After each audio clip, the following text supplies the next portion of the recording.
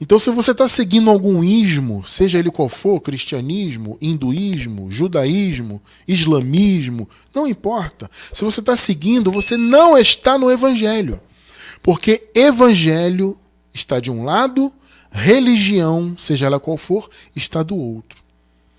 Então a religião que mais se confunde com o evangelho é o cristianismo. E mais uma vez, por isso que nós batemos bastante nesse ponto e contra o cristianismo de maneira geral. Porque ele é o que mais se aproxima do evangelho, porque o cristianismo fala de Cristo, fala de Jesus. Só que eles falam de Jesus sob aquele aspecto religioso. Primeiro, eles focam muito em Jesus ainda nos dias de sua carne. Interessante isso, né? Ou seja, Jesus como Nazareno. A visão da maioria das igrejas aí é olhar Jesus como Nazareno. Eles não veem a cruz, ou seja, o que Jesus fez na cruz, que é o mais importante. Por isso que Paulo chama o evangelho de palavra da cruz. Porque o evangelho verdadeiro é o único que evidencia a cruz de fato. O que Jesus fez no Calvário. Isso é que é importante. Não é por acaso que Paulo falou aos coríntios, né? Ele disse assim, olha, coríntios, eu nada me propus saber entre vós, a não ser Jesus Cristo. Essa é a minha proposta para vocês. E este crucificado. Olha que interessante. Você vê por que Paulo deu essa ênfase, né? Ele podia falar assim, ô Coríntios, eu não me proponho trazer nenhum ensinamento para vocês, a não ser Jesus Cristo. Ponto. Paulo não podia falar assim? Podia. Só que ele deu uma ênfase. Olha, minha proposta para vocês, Coríntios, é ensiná-los sobre Jesus e este crucificado. Ou seja, eu não vou transmitir para vocês a mensagem de Jesus de Nazaré. Porque Jesus de Nazaré, ainda que obviamente nós encontremos muitas coisas boas, né? Nos ensinos de Jesus de Nazaré, claro que sim. E nós temos que reter o que é bom. A palavra nos ensina isso, né? Examinar todas as coisas e reter o que é bom. Mas apesar de nós encontrarmos muitas coisas boas nos ensinamentos de Jesus de Nazaré e retermos o que é bom de seus ensinamentos, o fato é que Jesus estava debaixo da lei naquela época. Então ele estava debaixo da lei, ele cumpria sim mandamentos da lei, porque tinha que cumprir, mesmo porque para a graça ser liberada, a lei tinha que ser cumprida. Por isso Jesus falou, olha, não passará um tio nem um jota da lei, tudo será cumprido. Por que ele falou isso? Ele falou assim, ó, eu não vim abolir a lei, eu vim cumprir. Por que ele falou isso? Porque para que a graça fosse liberada, a lei tinha que ser satisfeita totalmente. Então Jesus ele estava debaixo da lei e ele ministrava para os hebreus, para os judeus ali. E muitas das coisas que Jesus ministrava tinha relação com a lei, tinha relação com aquele contexto histórico, né, daqueles irmãos daquela época, que estavam ainda debaixo da lei. Então, se você não souber separar essas coisas, como Paulo fez, por exemplo, né, aos Coríntios, olha, Coríntios, eu ensino para vocês Jesus e este crucificado, ou seja, eu não vou entrar nas histórias de Jesus de Nazaré, eu não vou falar para vocês das curas que ele fez, ainda que sejam coisas maravilhosas, mas eu não vou entrar nos ensinamentos de Jesus de Nazaré. Eu vou prosseguir para o alvo. Aí entra aqui o que Paulo falou lá no capítulo 6 da carta aos Hebreus. Ele diz assim, olha, nós temos que deixar os ensinos elementares da doutrina de Cristo e prosseguirmos à perfeição.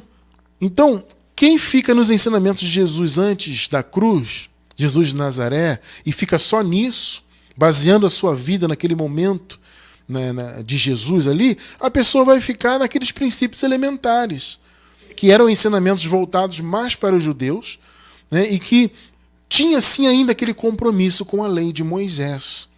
Então as igrejas hoje, elas têm aspectos, elas cumprem fragmentos da lei de Moisés justamente por causa dessa visão.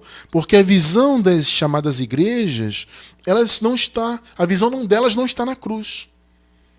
Entende? A visão delas está em Jesus de Nazaré, por exemplo. Esse é um dos problemas. Existem muitos outros problemas, né? Mas esse é um dos problemas, é o principal até, eu diria. Né? Nós temos um estudo, eu vou deixar aqui embaixo do vídeo, na descrição do vídeo, um estudo sobre isso, sobre o grande erro do sistema. É um estudo muito interessante. Que eu considero o principal erro do sistema, é olhar Jesus como Nazareno. Eu vou deixar esse estudo que é muito interessante na descrição do vídeo. Quem está pela gravação, é só você pegar o link na descrição do vídeo, se você não assistiu ainda. Então, o fato de não olhar para Jesus da cruz em diante, Ou seja, olhar o que ele fez na cruz, ou seja, cumpriu totalmente a lei de Moisés para estabelecer a graça. E na cruz ele deu início à era da graça, à era eterna da graça. Se você não olhar para isso, você vai estar sendo religioso. Você vai estar preocupado em cumprir mandamentos, porque esse é um pensamento do Antigo Pacto, entende, amados? No Antigo Pacto é que havia esse compromisso de cumprir mandamentos.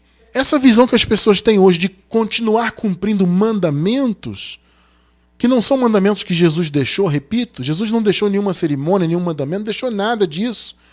Pelo contrário, ele veio para acabar com isso, ele veio para acabar com a lei, para acabar com esses mandamentos, para que as pessoas fossem guiadas pelo Espírito, não por mandamentos. Por isso a palavra diz, né, no Evangelho, que os filhos de Deus são guiados pelo Espírito. Aqueles que são guiados pelo Espírito, também diz, não estão debaixo da lei. Você já pode observar que o Evangelho está totalmente em oposição à religião.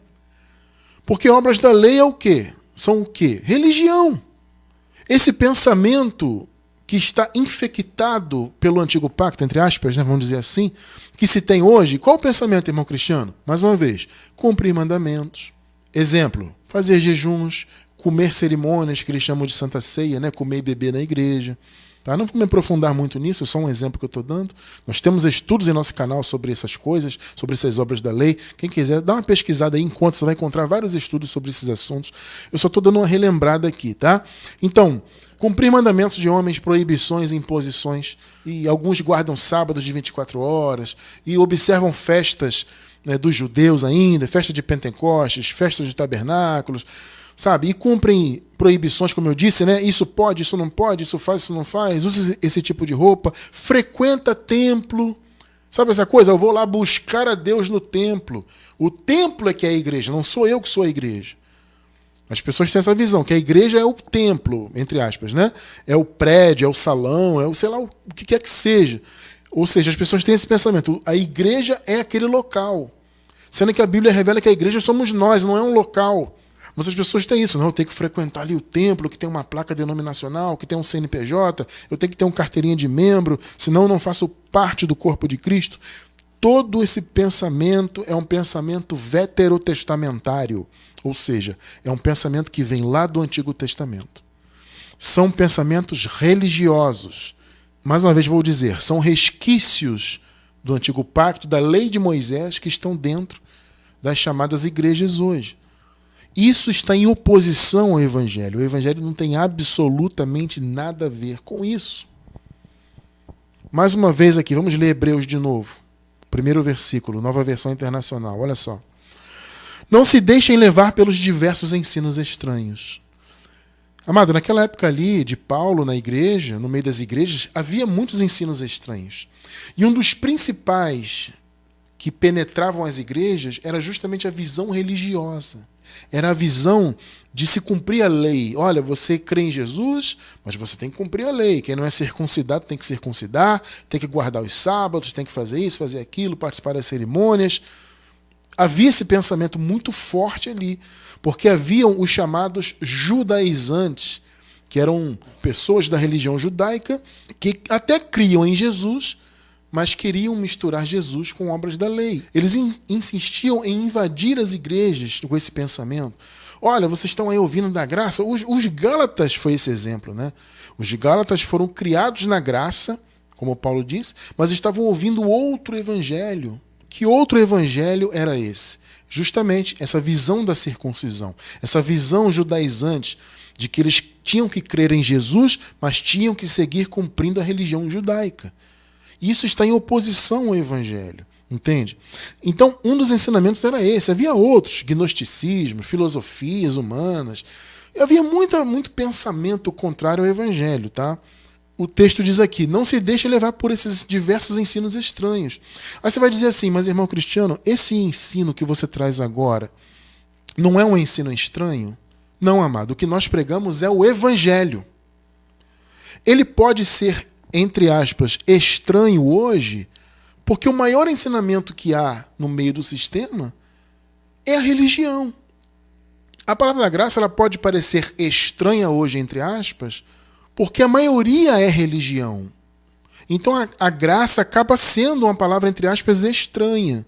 Porque a gente vem, né, de séculos e séculos só ouvindo religião.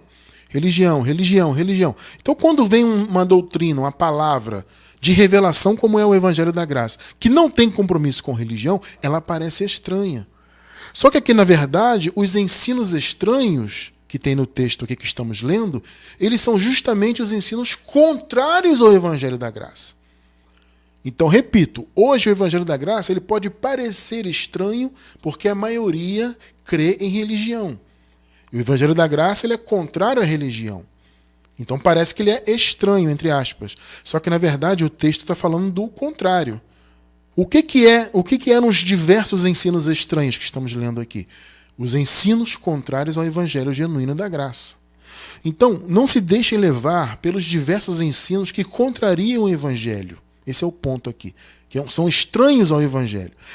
Por quê? Porque é bom que o nosso coração seja fortalecido pela graça.